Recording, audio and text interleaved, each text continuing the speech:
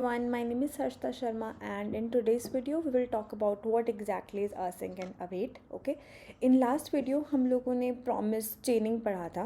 So just a very small recap अगर हम लेते हैं. So what do we do in promise chaining is that कि हम लोगों के पास में अगर कोई promise है then we will be writing one dot then block उसका, ठीक है. फिर उसका जो response हमको मिलता है उसको we pass it to another promise, we return and then हमारे यहाँ पर अगर इफ़ वी हैव P2 तो फिर हम ये रिस्पॉन्स उसमें पास करते हैं बिकॉज P2 डिपेंडेंट होता है विद द प्रॉमिस वन, ठीक है. Then we again write another dot then block. Then if we have more promises then we again write another dot then block and then so on more dot then blocks. Okay, so this is what you can see over here. This is known as your promise chaining, ठीक है.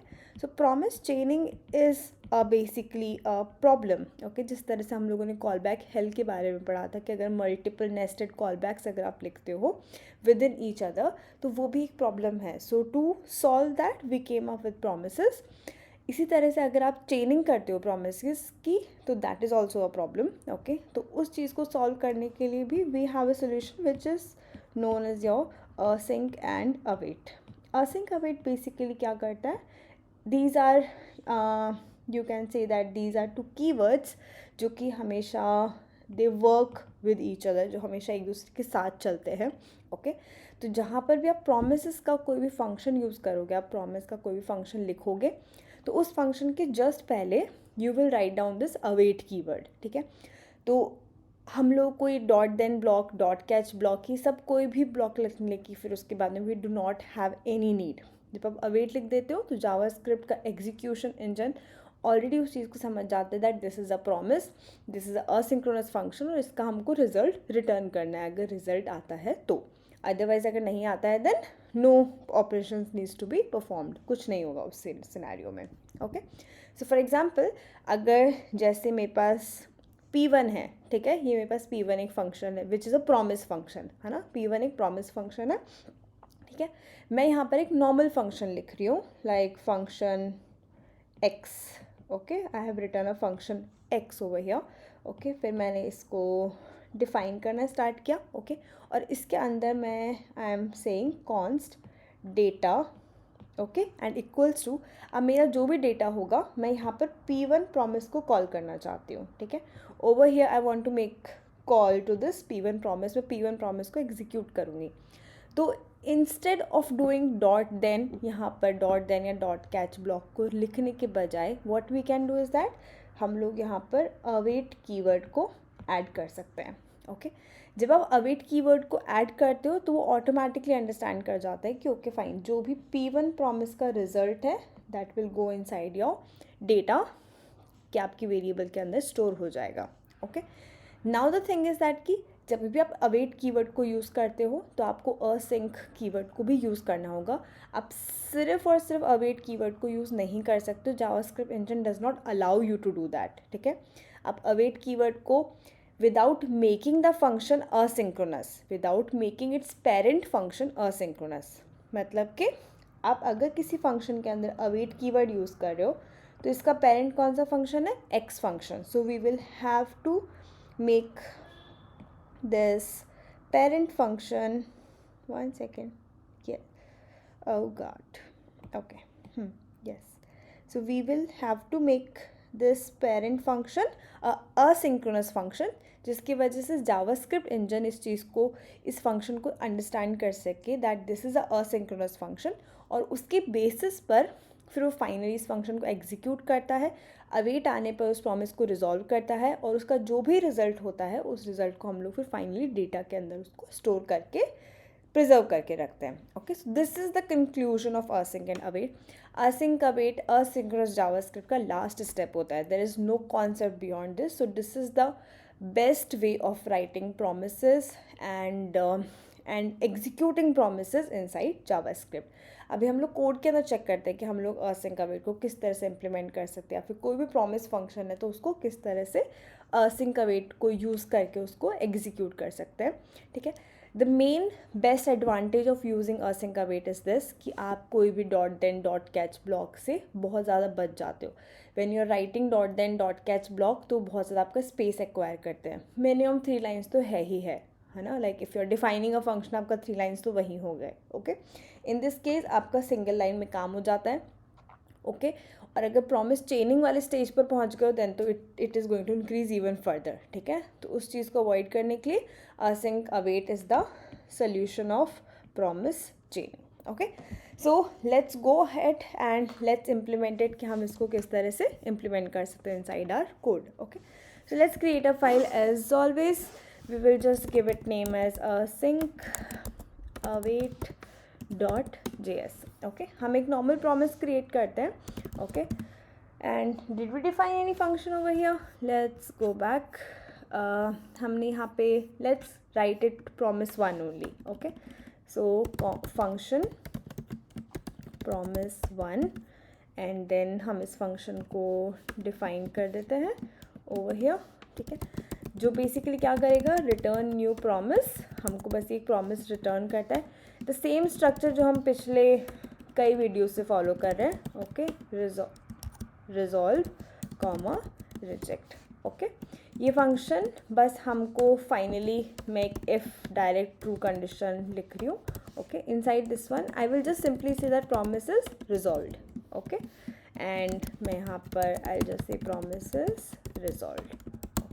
So normal आपका flow क्या होगा, that what you will be doing is that you will say promise1 dot then, right. आप यहाँ पे response object लिखोगे और फिर उसके बाद में यहाँ पर आप रिस्पॉन्स को लॉक करोगे. This is the normal behaviour जो आप करते हो. Okay, let's try to run it. Node sync await. ठीक है, सॉरी हमने इसको एग्जीक्यूट नहीं किया है.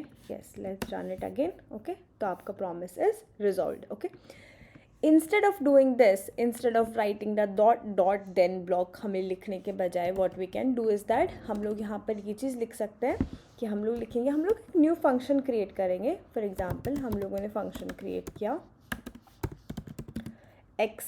Okay, will just name it x only. ठीक है, और फिर हम लोगों ने इसका डेफिनेशन स्टार्ट किया एंड देन यहाँ पर हम लिखते हैं const data is equals to await promise1 and then execution. okay, so now what you can see over here is that await expressions are only allowed within async functions. जो भी इसका top level का या फिर parent level का जो भी इसका फंक्शन है वो async होना बहुत ज़्यादा ज़रूरी है. ठीक है, सो हम लोग क्या करेंगे, इस फंक्शन को async क्रिएट कर देंगे. आपको किसी फंक्शन को async क्रिएट करना है तो उसके आगे आपको async कीवर्ड ऐड करना है, बस दैट्स इट. इसमें कोई एक्स्ट्रा एफर्ट नहीं है, बस you just have to add it. अब इंटरव्यू में कई बार ये पूछते हैं कि क्यों ये ज़रूरी है. दैट इज़ बिकॉज हमको जावास्क्रिप्ट को ये चीज़ बतानी होती है that this is a asynchronous function, तो वो उसको असिंक्रोनस वे के अंदर हैंडल करता है. Okay, in the coming videos हम ये सब चीज़ें डिस्कस करेंगे कि जावास्क्रिप्ट इंजन क्या होता है, एग्जीक्यूशन कॉन्टेक्स्ट क्या होता है, वो किस तरह से इंजन पूरा कोड को रन करता है. ओके, ऑल दीज पॉइंट्स, ये सब चीज़ इंपॉर्टेंट है for the execution perspective of JavaScript engine, तो हमको ये सब चीज़ें पता होनी चाहिए. ओके, सो ये हम लोगों ने यहाँ पे एग्जीक्यूट कर दिया. Then we can log it कि हम लोग का डेटा यहाँ पे क्या आ रहा है. Okay, so let's run it once again and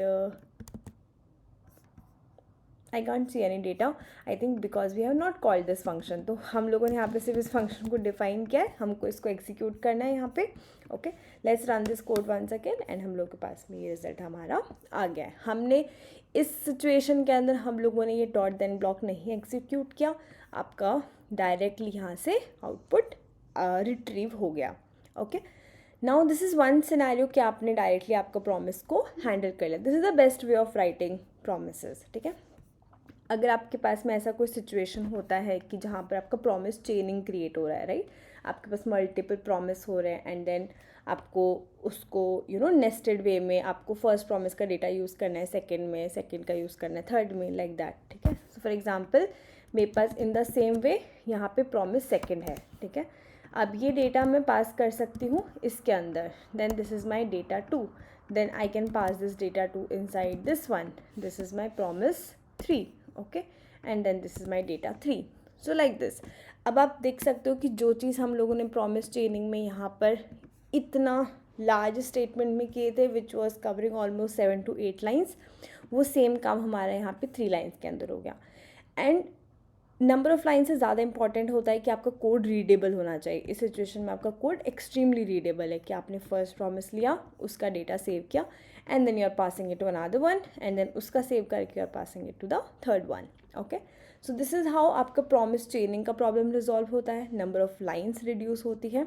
okay, now one last thing about async await is that, for example अगर हमारे प्रॉमिस के अंदर कुछ एरर आता है, हमारा प्रॉमिस रिजेक्ट हो जाता है, तो उस सिचुएशन हम उसको किस तरह से हैंडल करेंगे. ओके, सो हम लोग बेसिकली क्या करते हैं, हमेशा जब भी whenever you are writing async await, what you can do is that, इसको हम ट्राई एंड कैच ब्लॉक के अंदर कैप्चर कर देते हैं. ये पूरा का पूरा कोड आप बस ट्राई ब्लॉक के अंदर लिख देते हो, और अगर कुछ भी एरर आता है आपके कोड के अंदर, तो वो एरर होगा वो आपके कैच ब्लॉक के अंदर स्टोर हो जाएगा, और वहाँ से आपका एरर को आप प्रिंट कर सकते हो, फिर रिटर्न कर सकते हो, फिर रीड कर सकते हो. ओके, वॉट एवर, अगर आपको बेस्ड ऑन दैट एरर आपको कोई एक्शन लेना है, तो आप वो सारे एक्शंस आपके कैच ब्लॉक के अंदर लिखते हो.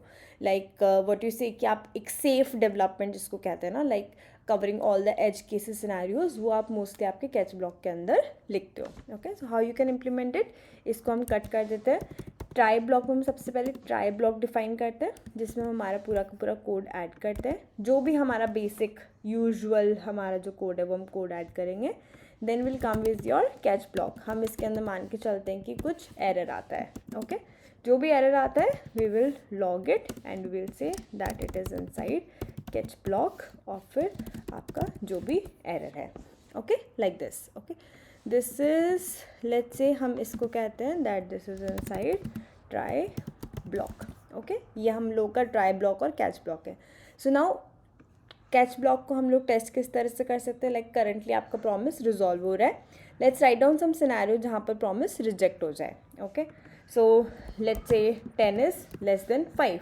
Okay, since 10 is not less than 5, 10 is greater than 5, तो इस सिचुएशन में कंडीशन मैच नहीं करेगी, तो हम लोग एल्स ब्लॉक लिख देते हैं. And then in the else block we will say that promise is rejected. So let's write down promise is rejected.